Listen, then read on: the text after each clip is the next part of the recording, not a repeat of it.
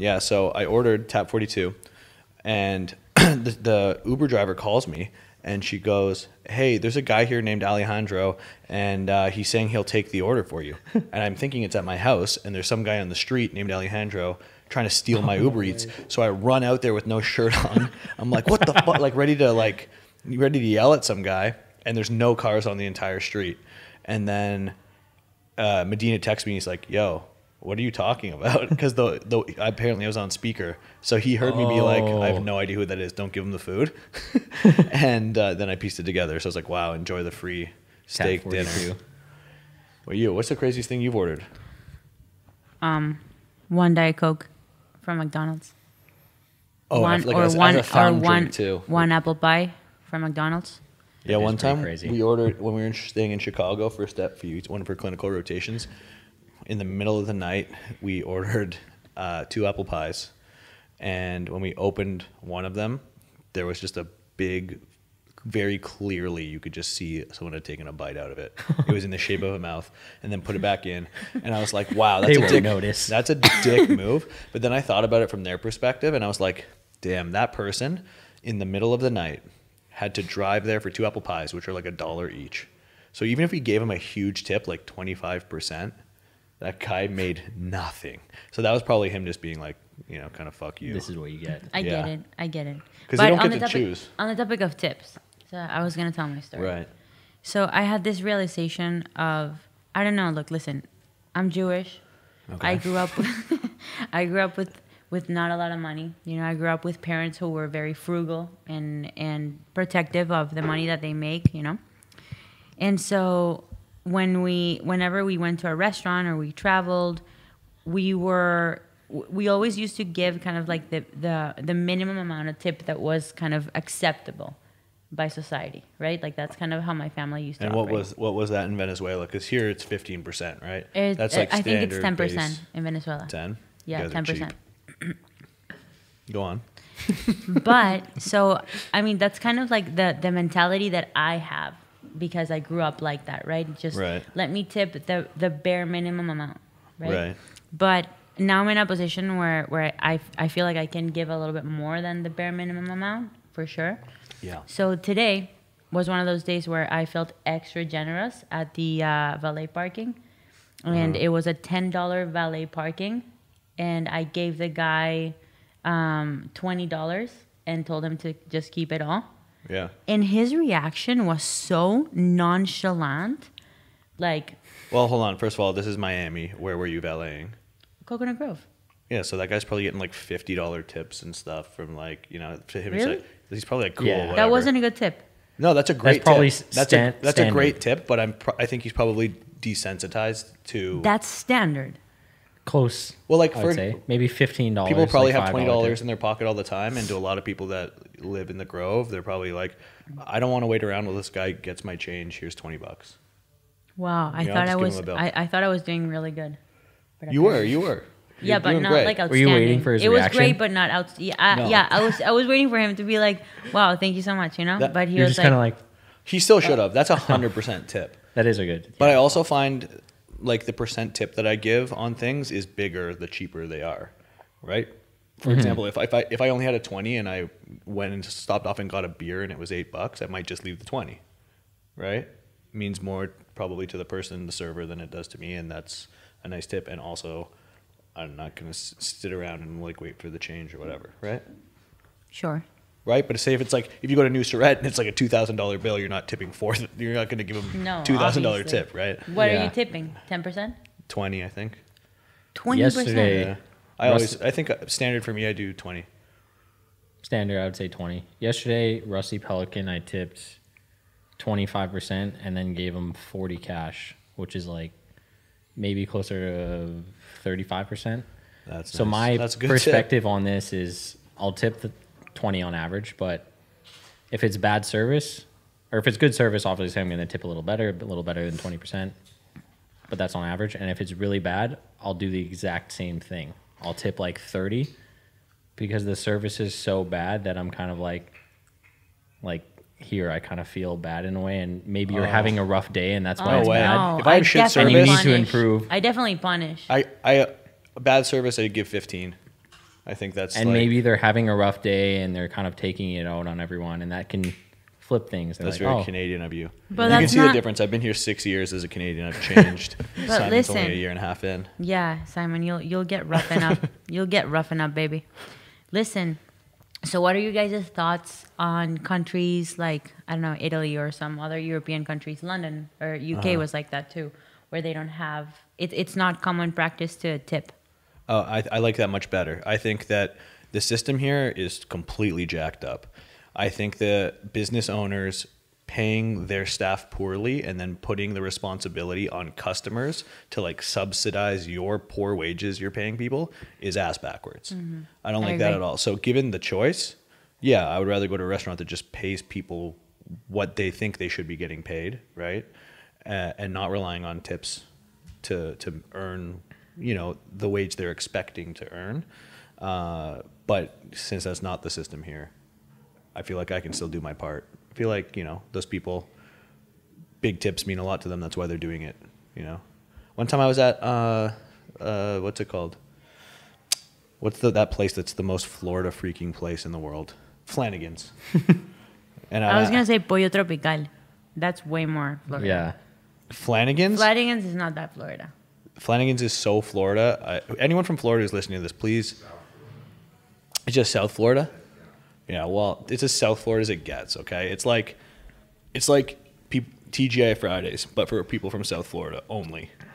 Anyways, I was there, and I did that sort of thing. Like, I got a beer because I was killing time, and then I left, and I only had a 20 and left it. Got sitting on my motorcycle, and the waitress ran out and thanked me. Like, oh my God, thank you so much for the tip. And that one, it was the opposite of your experience.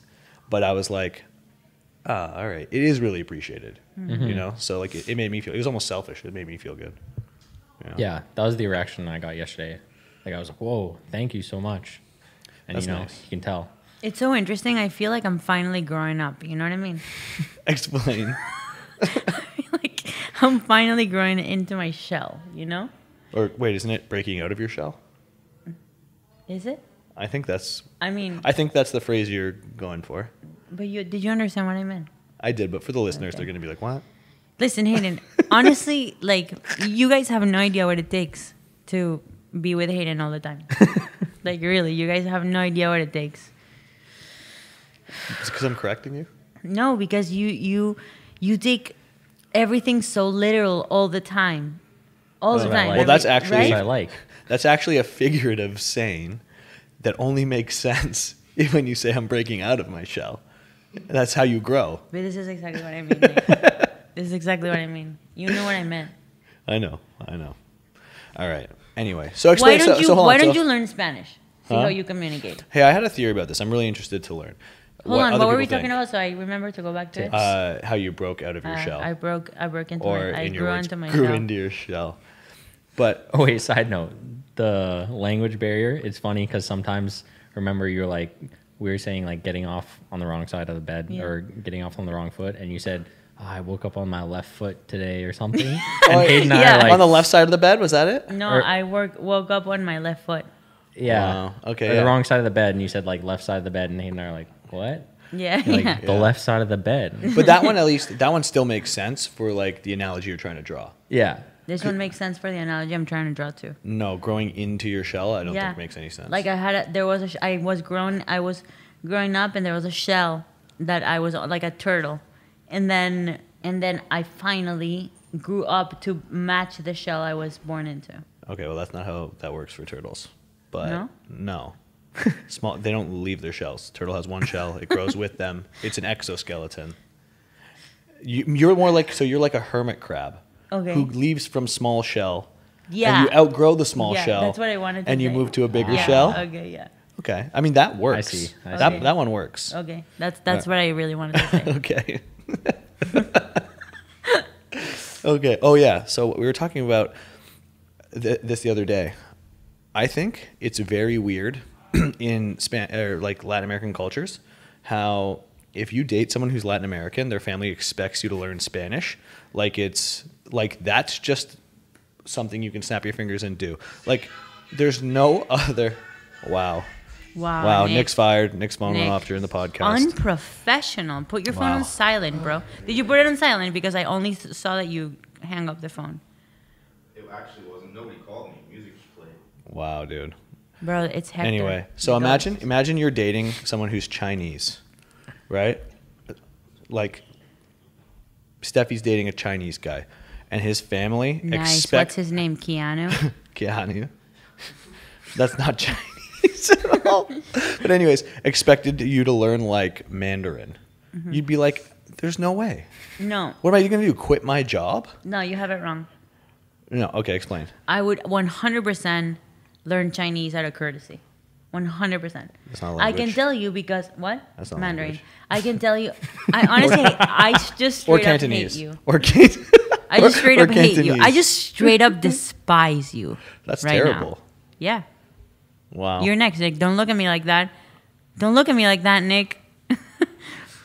I had an ex-boyfriend. His name was Ilya Zlotnik. Oh yeah. Oh hey, did you learn Russian? Yeah. Oh yeah. Yes, spasiba. No, you learned a few stupid phrases, just the way that I learned a few stupid. Okay, let Spanish me tell you phrases. why I didn't learn Russian. Uh-huh. I knew.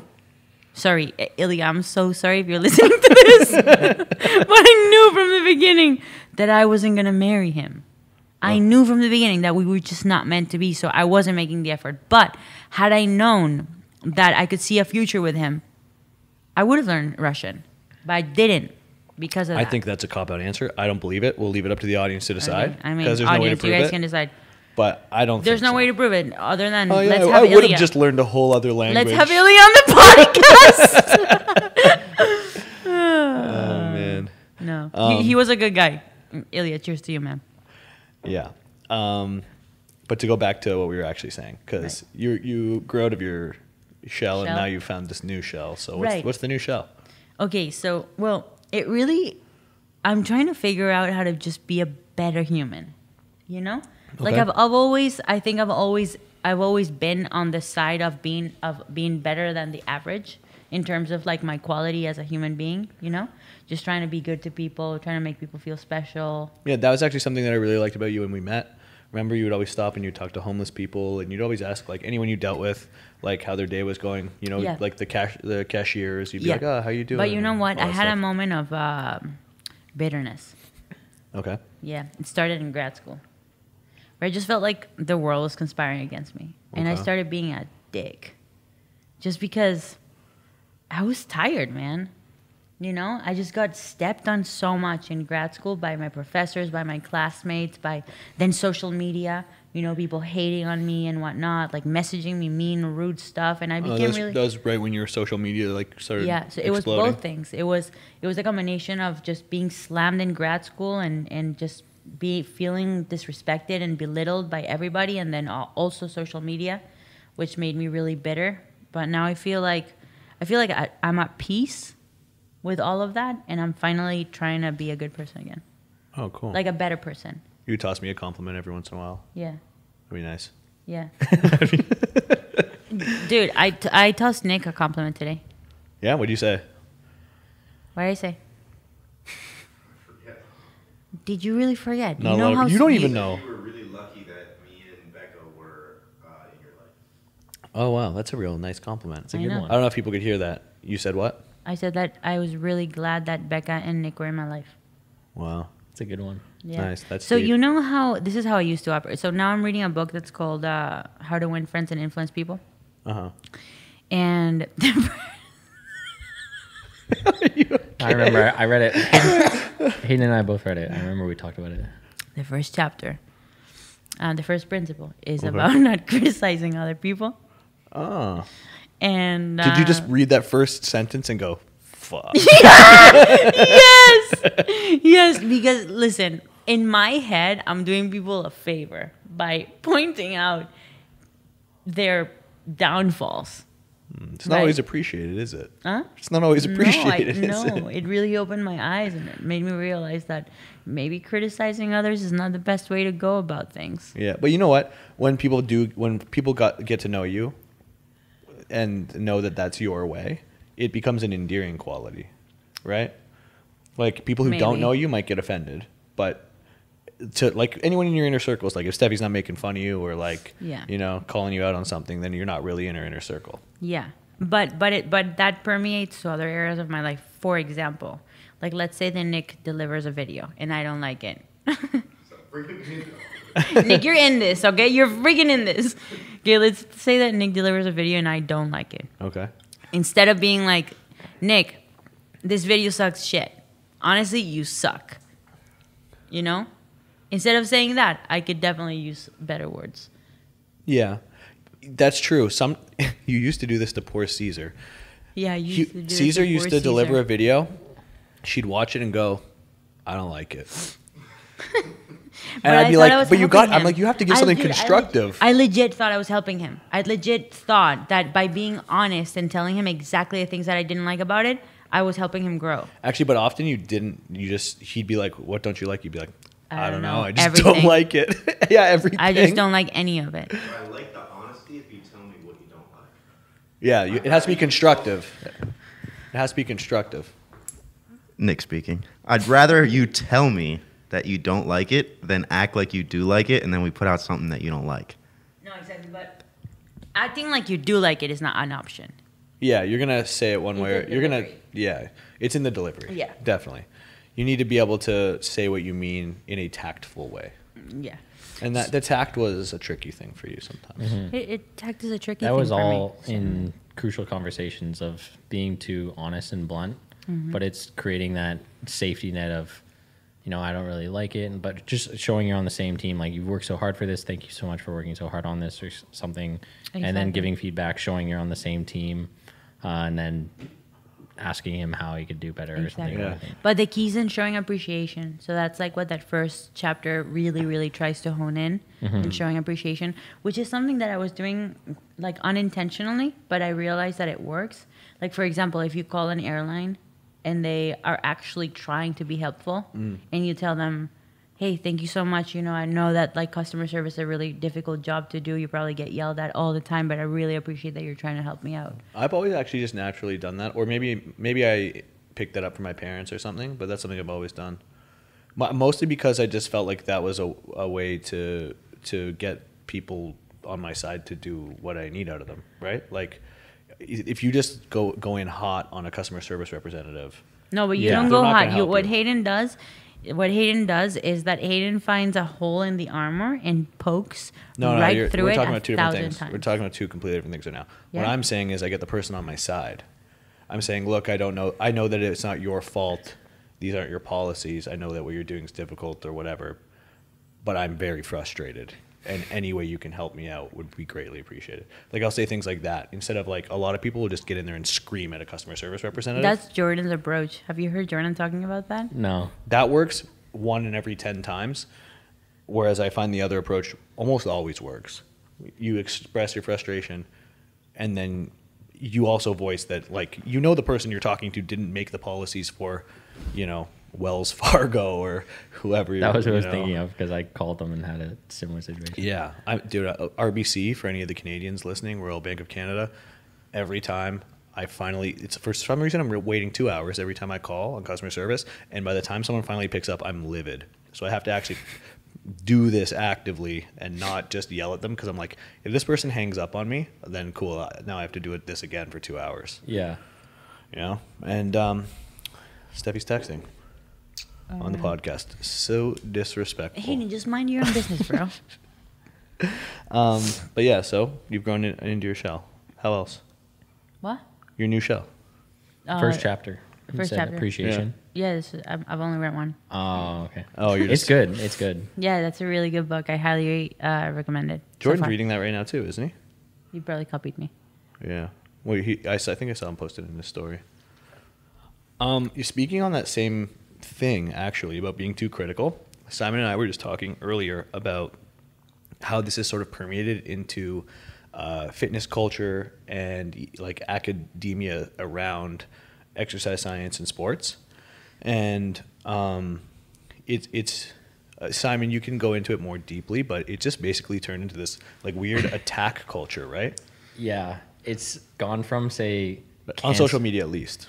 on social media, especially in the fitness industry, it's gone from, say, cancer culture to meme culture. if you say something wrong, for example, I saw something today. Someone was talking about training the tricep in different angles and different ways, and basically saying this is going to train the long head a little bit more. And this other guy comes in, that's going to train the lateral head, and just goes off and then on his post, and then makes a bunch of posts saying how this trains the lateral head. And then now all these other people are making memes of like, this trains the lateral head, not the medial, and That is or so whatever. petty. That is so petty. So it relates to But that's- squat But university or things like that. The problem is bigger than just the people who are actively making the memes. The reason why those people are making the memes and doing the shit is because that's what's getting people's attention. Like that's what people are of are course. liking, commenting, and sharing. Is like this weird. They like seeing people fighting, and it's like, do you want to learn about fitness, or whatever it is you're on this page for, or are you just here to see people fight? Because it's like there's these pages we were just talking about that used to only post informational stuff, and they've turned entirely into like fitness meme pages, and it's bizarre. I mean, people love controversy. And conflict. And people love controversy and conflict. I think that must be embedded into human DNA in some way. I'd be actually interested in reading more about that. I don't know. But I know what you mean. I find it so petty, but it's nothing that's new. You know, I used to experience that. I remember exactly a post I made about how Spanish squats helped you train the VMO better. Like they just help you get a better contraction in the VMO. And I got slammed by that one girl that started. You can't train the VMO by itself. Blah, The blah, blah, VMO blah. is innervated by the femoral nerve, which innervates all the quad muscles. I'm like, listen, girl, okay, you're in first year of PT school. I graduated. I know what you are saying. You're the one that's not understanding the point I'm trying to drive home. Like, it's not even necessary for you to bring up all of this like science nonsense into this one conversation. It's like, yeah, and for that particular point, it's like, cool. You can read the textbooks and it can say that they're all innervated by the same nerve, and that if you work one, you work them all. But when you do close stance, heel elevated squats, do you feel it more in your VMO? you do. Why do you think that is? Exactly. So it's like, just because there isn't a research paper that you can dick slap someone with to say that your point is true, it doesn't mean you can't objectively do an exercise and feel where more tension and load is being placed. Yeah. Right? Also, people really forget about how in strength and conditioning or fitness, how individualized things can get. Yeah. You know, that's like true. the reality of, if anybody has ever read an exercise science paper, or a fitness paper, or a strength and conditioning paper, like look at the demographic, look at the people that are being studied. all untrained, Yeah. mostly And- untrained or intermediate. So, you know, a few weeks of training, a few months of training, and then are they even training properly within Dude, that few listen, months? I worked in a research lab, a kinesiology research lab, and I've seen the subjects. It's nobody that will ever deliver any relevant data, or rarely. Like, I bet you that Eric Helms is doing like solid studies on like actually, you know, And Andy Galpin. and Andy Galpin. There's a few that for sure are. But it's definitely not the majority. It's not the majority. So it's like, you can't just, people forget that because there's conclusions in a study that's not generalizable to everybody. And even if it's a good study, and even if it's done on trained people, there's still individual differences that play a role in training. Right. You know, everybody responds differently to different things. Everybody's anatomy is different. Everybody's proportions are different. Everybody has a different background in sports. Like, you came from hockey, I came from soccer, you came from ballet. Right, Nick? Right. Well, So- okay. Along that same vein, what do you think about? I'm just going to use this example because it's at like the forefront of, one, putting out a lot of content, and two, getting memed constantly. What's your opinion on Squat U? Oof. Listen, so I was just talking about this with Nick and Becca. I think it's hard for me to tell. I actually haven't been paying attention to anything that he's been posting as of late. Mm-hmm. So I don't really know what the direction of his page has been. But I do know, because there's two types of educators online. There's the type that stays 100% true to science and the truth. You know, their actual understanding of science. Like if you're somebody who went to PT school, chiro school, if you got a PhD, you understand science, you understand the scientific method, you know what's right and what's wrong. Like you fucking know. Right. So there's that type of person. The first person that comes to my mind is Lane Norton. Right. You know, he stuck to his principles, like no matter what. He never gave in to any of like the trends on Instagram, on posting, or like on videos, nothing. He just stuck to the boring shit that he believed to be true 100% based on facts. And then there's the other type of person who maybe, you know, knows what's right and wrong, but gets influenced by the trends and is trying to almost like fit in or like belong into this like online fitness community thing, and is scared of actually putting out controversial information that is true in fear of being judged and criticized. So I think that Squat U falls somewhere in the middle. They do have some information that is evidence-based, that is factual, that is in line with the most recent evidence. And then they have some stuff that is very clickbaity that essentially helps them get more engagement. Interesting. You Yeah. know, So I think they fall in the middle. this is what I found with some of the ones when I read the caption and they annoy me immediately. So if I'm on Squat U and I'm scrolling through, and for the record, I like Aaron. Same. But I know what he's doing, because he'll phrase something in a caption that makes it seem like his opinion is one thing, right? So everyone will get super mad, but he'll write a big comment, or he'll respond to the comments explaining the correct view of what he really meant by the misleading caption. Right. So I understand he's doing it to sort of incite engagement. Yeah. But for the people who just read that caption, and trust me, there's a lot of them because he's getting flamed in all his comments, it's misleading, and you can have people who walk away with what they think is a fact that in fact is not, and it's actually not even what he believes. So I think that's a little bit dangerous.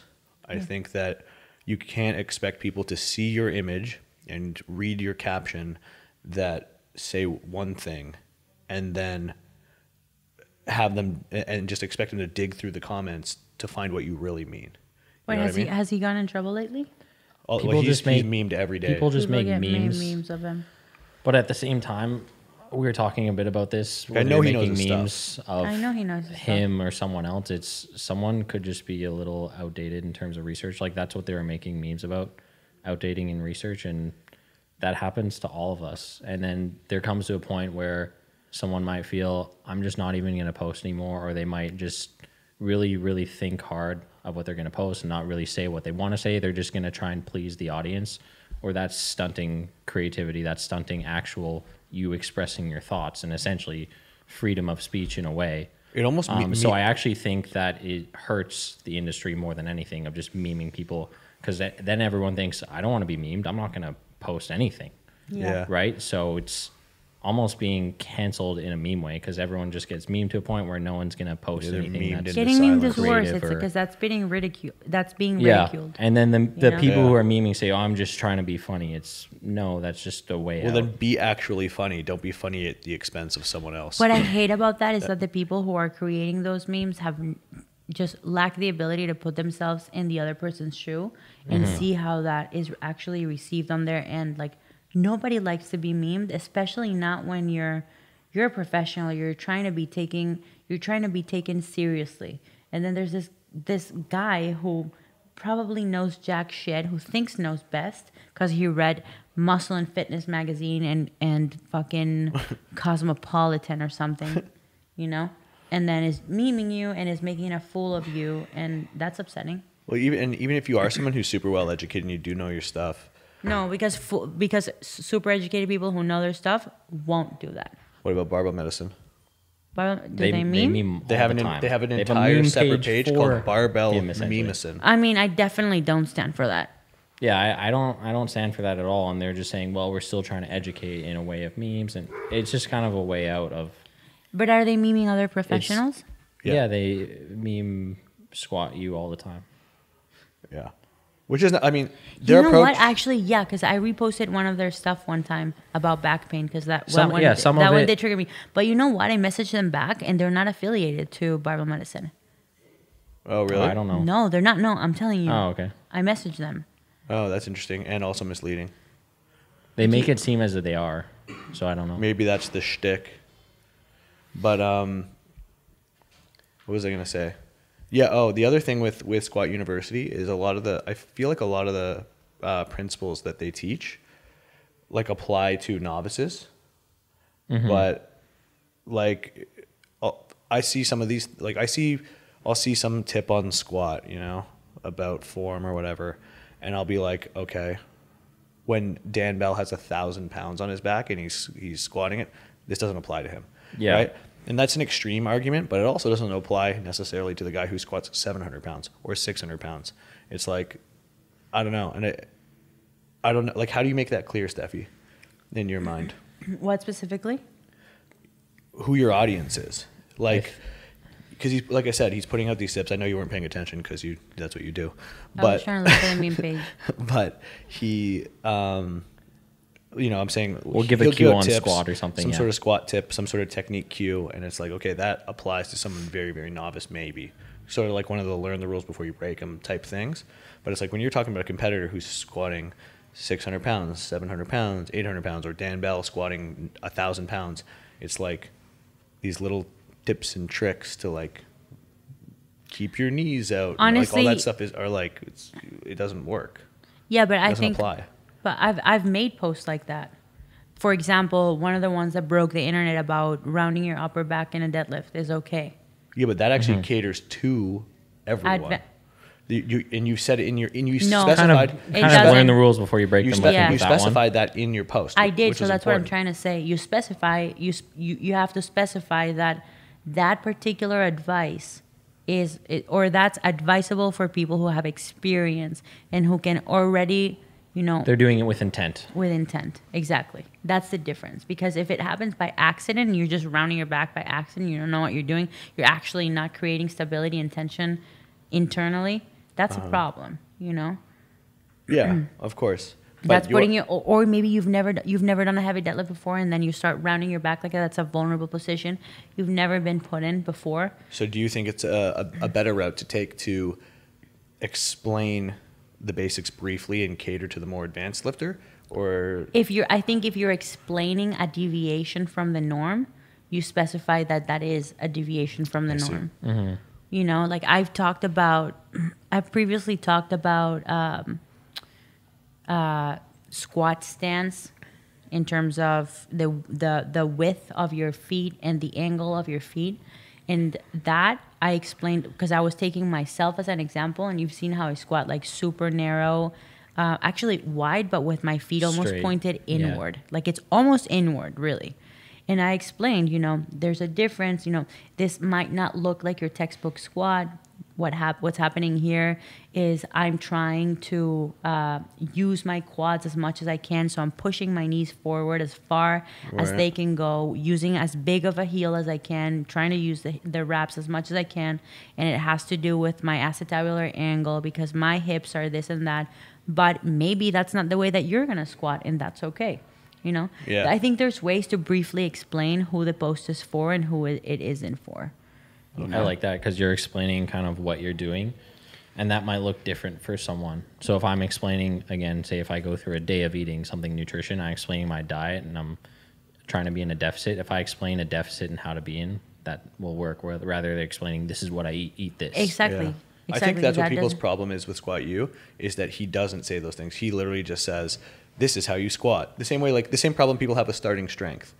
Starting strength says toes forward. You have to do, like, this is the angle for this is the angle for that. I have a problem with his fix this because I don't think that some of the things that he highlights are actually issues.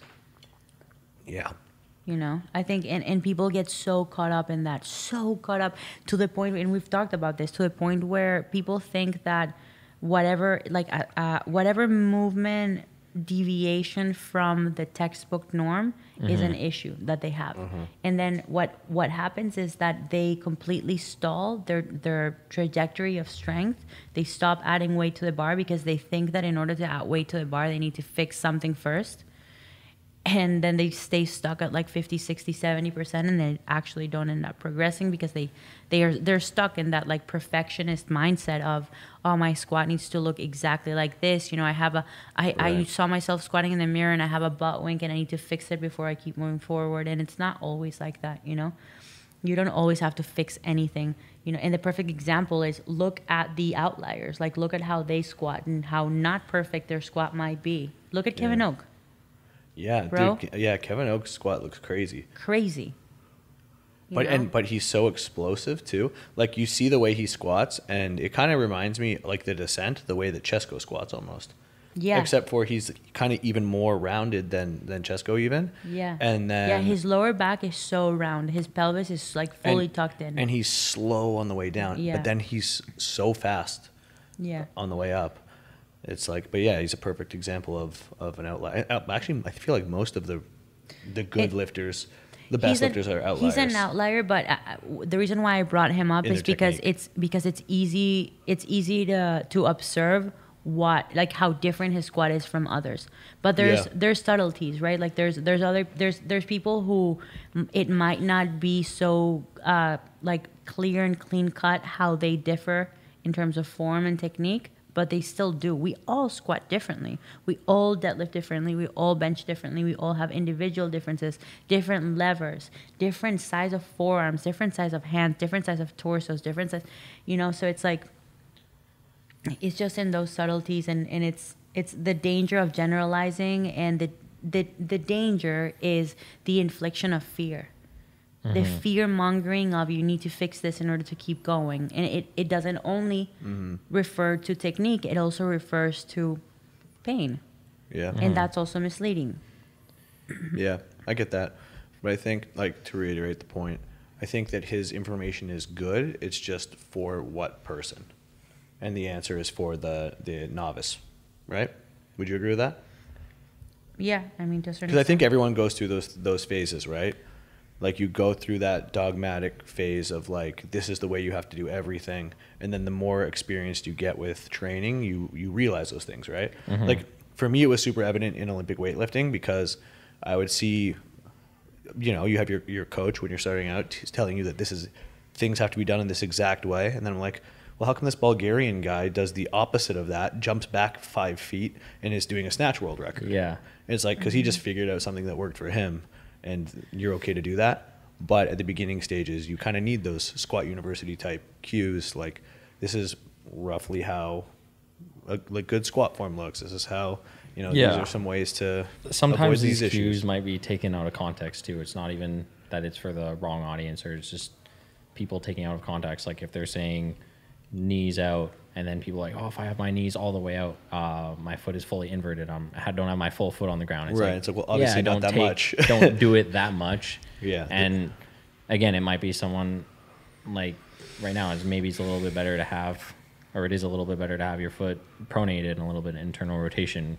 Yeah. But for some people, knees out might actually help in that way because maybe if they have too much of that. Exactly. Again, and then people think he just thinks pure external rotation and knees out. It's like, that's not what he was saying. You took it out of context. I honestly think you just need to give people the benefit of the doubt sometimes, Oh, especially on social media. 100%. You know, Yeah. I don't, again, like you said, I don't doubt that Aaron knows his shit. He does know his shit. Yeah. He sent his book. We read it. Dude, we know he knows. Yeah. It really is hard to create content that is understandable by everybody that follows you. It's really hard. Yeah. You can't actually. You can't. You can't. Yeah. So you do kind of have to pick your audience and then cater your content to that part of the audience, right? On the flip side, you know, those pages that make memes, or even people who spend their days like looking for those posts to comment on, to get likes, or to share that on their story to try to highlight how the post is wrong or the person is wrong, or how little the person knows about XYZ. I mean, that is just a sad existence too. That really pisses me off because I've been on the receiving end of that. You know, especially when I used to post a lot more controversial stuff, Oh, yeah. and it just sucks, man. Yeah. I think you reach a certain size though, and people no longer see you as like a person. They see you Yeah. as like a piece of entertainment, like a character, almost like a character in a show. Yeah. So for you, you're whatever they choose you to be. You're the good guy, you're the bad guy, you're whatever narrative they want to paint in their head, and they don't, you know, they just don't feel like they're on the other end. There's a person who could be upset by that. Yeah. You know, they're just disconnected in that way, right? It's like if I say some shit online on this podcast anywhere about Conor McGregor, I'm not like, oh man, Conor might be sitting in his super yacht, crying about the fact that I said, you know, he deserved to have his leg broken or something, right? Yeah. Like you disconnect because that guy's on such a level. But it's like there's a gray area. It's like, where does that level switch from a guy like that to everyday people? And when you're on social media and regular people can have 1 million followers, like they're seeing tons of that shit. And it means something to them because they're not just like some celebrity sitting on a super yacht. It's some poor girl in Ohio who's putting out squat workout programs, and then you have all these people making memes and flaming her. And it's like, Yeah. you know, it's just a different scenario. But and even guys like Conor, those guys, that bothers them, I'm sure. That's why he's popping off on Twitter all the time. You know, it even gets to those guys. So it's For sure. like you end up being a character. Was my point of that whole thing. It's so, being on the receiving end, I can tell you that it's so frustrating because you really almost can't defend yourself because it's almost worse. You know, if you justify or if you try to defend try, yourself, yeah. oh my God, it's even worse. They'll find Well, something and they'll use from whatever it. you say next And Against flip you. it. to make another meme or to do whatever. Yeah, it's you're literally it feels like you have just your hands tied and your mouth like with a freaking duct tape. Like that's what it feels. You know, and there's nothing you can do about it. Yeah. You know, Yeah. I got like drawn into some stupid Instagram drama. That's exactly how I felt. Like I just couldn't say anything or do anything or nothing. I just had to. No matter what you said, it's sit there and just read everything that was being said about me, and do nothing. Do nothing. I know. And then the Oh people my on the God. other end aren't anybody. So it's like even if you went and roasted them, they'd be like, who? No, that's better for them. That's what I'm saying. Yeah. It gives those people exposure. So it's a lose-lose. You just kind of have to sit there and take as little of an L as you can. yeah. I think I just don't like seeing those memes either because remember why you joined this industry, to help people, you know, not to just try and be right and put people down. Like how is 100%. making a meme and roasting someone going to help? Because at some point we all, whether they make a meme about them or something, it's like at some point, again, for a perfect example, a calorie deficit, like we all probably thought like eating clean was the way to lose weight. Like I definitely thought that and believed that at some point. Like we all had those thoughts and we've learned and, Yeah. you know, are putting out different information and on that goal to, again, like help people. Yeah, and that's the thing, right? You can, instead of attacking a person for a belief, you can just put out what you believe to be the correct information, Yeah. right? It's like just because you said, here's the correct information, you don't have to, at the end of that, go, but fuck that guy who said the other thing, right? Just say the thing that's correct. If Yeah. it's your platform, so the people who are there for you. So say whatever it is you want to say, and why are you directing them back at the other guy to like hate on that guy? Yeah. You know, like it's just a weird And process. it's just wasting your time of like putting out more correct information. Yeah, it's super weird. Yeah, at the same time, you know, on the topic of misleading or misleading information or even misinformation, I remember I think we spoke about this, about just whose responsibility really is it when there's false information being spread. And Oh yeah, you and me. yeah, we the- talked about yeah. But yeah, the example I gave you was more along the lines of, so there's this one therapist girl that I met one time, and she used to do this type of therapy. I forgot, it was like neuromuscular or something, neuro reset, whatever the fuck. And you know, I used to watch her from the other side of the gym. She's like doing therapy, doing a session with The beep boop bop therapy yeah. we used to call it. with a client. They rub your temples and then you get 30 degrees more range of motion in your ankle. Yeah, stuff like that. Like they would. Like so just they ridiculous stuff the like claim that. of that type of therapy is that you can reset your nervous system with specific points in your body that like change the way that your brain sends signals to your muscles and blah blah blah. And I was talking to Hayden about like that person. Well, first of all, that person learned from some sort of like governing body that teaches that style of therapy, right?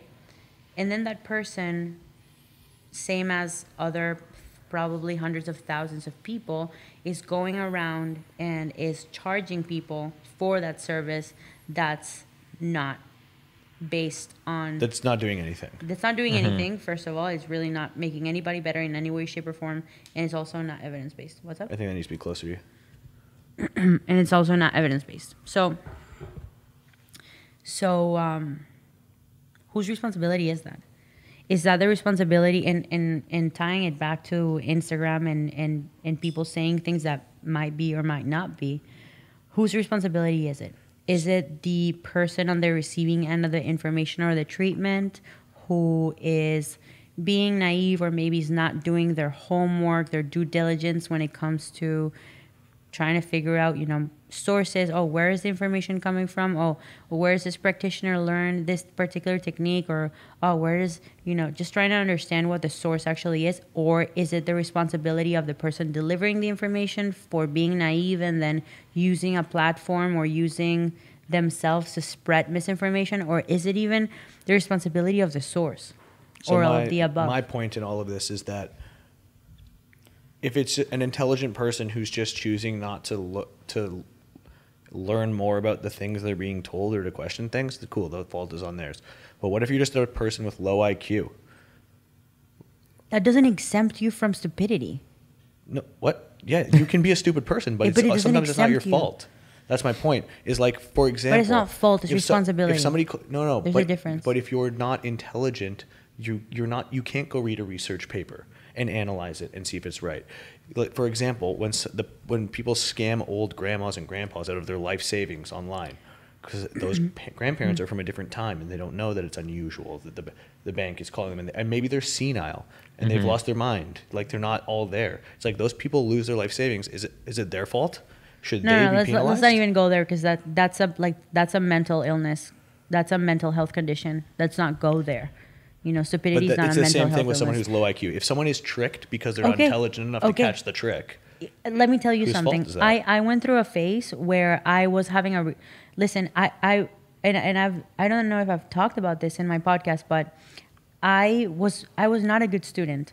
I wasn't born with the ability to read and understand, have like super high reading comprehension, and I was never one of those students that would not go to class and ace exams, or that would study for an hour and know all the answers like you were. I was not.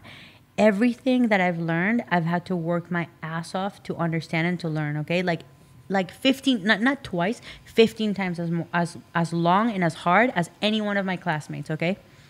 So I can tell you for a fact, I've been in a position where I've failed classes, where I've had a 2.0 GPA out of 5, where I have been confused about understanding certain subjects. And, is that I used to have, or I had a lower IQ than the rest of the people? Maybe. What I did used to do, and what everyone can do, is identify credible sources of information. And how do you know if it's credible? Like, this is the thing that you can... How do you know if it's credible? This is the thing that you continue to miss. Those people went to wherever they learned that nonsense because they thought it was credible, because they were tricked. You're a highly intelligent person who has a doctorate degree, who struggled with learning certain subjects. That's very, very different than somebody who, we can all agree, unintelligent people exist. People with low IQs exist, right? But I feel like we can all agree on who is a credible source of information. No, not dumb people. Well, that's how people get duped. Yeah, you're right. No, it's hard. Did you say I'm right? Did you say I'm right? It's hard. Well, let's get that on the record, people. I got Specific that example, back. I can name a Nick, few. take a But photo what about of this on moment. specific subjects? Like, do you not think that everyone can agree that, for example, No. Eric Helms or Lane Norton are credible sources? No, there are, in fact, Alan there are Aragon hundreds. or Lyle McDonald's. No, there are thousands or of people Rhonda online. Patrick. Steph, there are thousands of people online who argue against them all the time. Go type Rhonda Patrick idiot on Google. I'm sure there's pages of it. She's getting in shit all the time. They all are. There are people out there who are dumb. There is no unanimous source of that everyone can agree on who is correct. What were we talking about before? The core of this argument was, I'm so glad that we got this recorded, by the way. This is a big win for me. Bro, like honestly, that is so annoying. You're like you're Hayden. I admit Also, when it's I'm hard wrong. to be. No, but in this particular one, because we had talked about this a few times, and we couldn't. It's hard to come be an agreement. 100% credible or even science based. Yeah, and Like, especially there's if the Of people- course, because nothing is 100% certain ever. No, but even that's just a different argument. No, It's but like the I'm- people who are doing but- the but I'm Bebop Boop saying- seminars are Hold not on, the let's people have with him finish his doctorate point. degrees. Lane you is know? very, very credible. Like, I like a lot of the stuff he puts out. But there's one thing, for example, low calorie, like below 1,200 calories or 1,300 calories, like aggressive diets. From my understanding, from what I've seen, he does not agree with. When there's actual evidence of saying aggressive diets can be effective, it doesn't detriment your metabolism or whatever, or reduce your metabolic rate even more, and that you're just going to get to the diet faster and you're fine. Like, it doesn't do anything. Where his is more like steady, slow loss, or even just in terms of like tracking things. But From my understanding, I think he thinks everyone should track. He has carbon, which is really good at, but some people just shouldn't track. Low hanging fruit. If someone's 300 pounds, like, walk a little, eat some protein, fruits and vegetables. He's also trying to sell a service, right? Yeah. So I think you sometimes with people that are selling services, you take what they say with a grain of salt, which is why, as a PT, like as a therapist, I'm not trying to sell a service. That's why I piss so many people off. Right. Because I don't care about selling a speak the service. truth. I speak the truth, right? Mm-hmm. So to that point, he is trying to sell carbon. So yeah, I guess so. The whole point of what we were saying though was, I think just that while it's super detrimental that those people take these seminars, then go around and spout this like doctrine that is not helpful. Some of them just don't know better. Like, they literally don't know better. So I think to answer your question, who's at fault? It's the people who are running those seminars, that are leading those culty things. It's the people who know it's have wrong. to know that it's wrong. There's You know people what I who mean? truly know it's wrong, but they still do it. Yeah, I think that's where the fault lies. Because even relating to kind of like boxing or UFC, because there's people, remember, they have really bad dietary habits or strong beliefs over, I have to eat clean now to lose weight. And coaches Cut out truly carbs. believe that as well, like cut out carbs, A all this. month They before the truly fight. believe that. And again, it's hard to change those beliefs. Like, we've talked to them, and they still, like, providing them evidence, they're like, no. Or even they agree, and they kind of deep down, they're like, well, this worked for me. Yeah, they're like, yeah, oh, yeah, you're right, and then they just don't do it. Crazy. Yeah. Yeah, I think that we got to a consensus there, though. I think that's all that really matters. I think so too.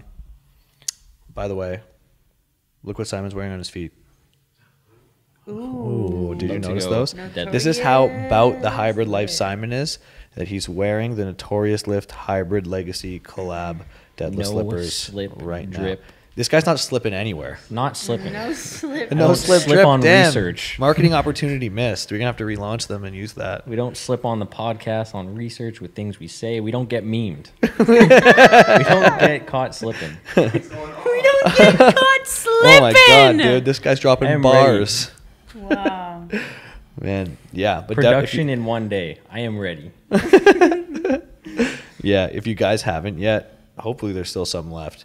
Go check us out at Hybrid Legacy. We just did a really cool drop with Notorious Lift deadlift slippers. We also dropped a shirt. And as we speak, the warehouse team is fulfilling all the orders that have come in so far today. So definitely check that out. Also, are we wrapping up? Yeah. All right, we're wrapping. So don't forget to screenshot this episode. Tag me, tag Simon, tag Stefi, and tag Hybrid Unlimited to be entered into a draw to potentially win some Hybrid Legacy gear, which is the official apparel of Hybrid Performance Method and this podcast, Hybrid Unlimited. Appreciate all you guys as always, and we'll catch you in the next episode. Bye. Peace.